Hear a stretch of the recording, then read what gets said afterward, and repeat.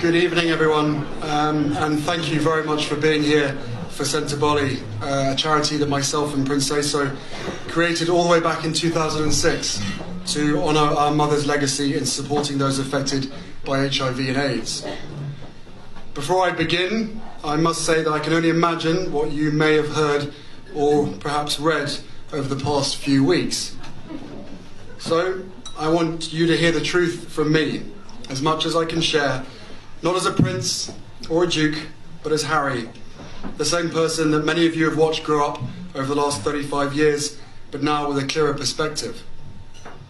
The UK is my home, and a place that I love. That will never change. I've grown up feeling supported from so many of you, and I watched as you welcomed Meghan with open arms, as you saw me find the love and happiness that I'd hoped for all my life. Finally, the second son of Diana got hitched. Hooray. I also know that you've come to know me well enough over all these years to trust that the woman I chose as my wife upholds the same values as I do. And she does. And she's the same woman I fell in love with. We both do everything we can to fly the flag and carry out our roles for this country with pride. Once Meghan and I were married, we were excited, we were hopeful, and we were here to serve. For those reasons, it brings me great sadness that it has come to this. The decision that I have made for my wife and I to step back is not one I made lightly. It was so many months of talks after so many years of challenges. And I know I haven't always gotten it right, but as far as this goes, there really was no other option. What I want to make clear is, we're not walking away. And we certainly aren't walking away from you. Our hope was to continue serving the Queen, the Commonwealth, and my military associations, but without public funding. Unfortunately, that wasn't possible. I've accepted this, knowing that it doesn't change who I am or how committed I am.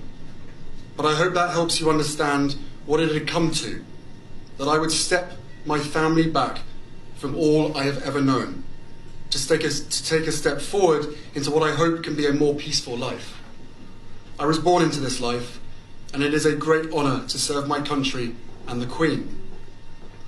When I lost my mum 23 years ago, you took me under your wing. You looked out for me for so long, but the media is a powerful force. And my hope is one day our collective support for each other can be more powerful, because this is so much bigger than just us. It has been our privilege to serve you, and we will continue to lead a life of service. So in that respect, nothing changes. It has also been a privilege to meet so many of you and to feel your excitement for our son Archie, who saw snow for the first time the other day and thought it was bloody brilliant.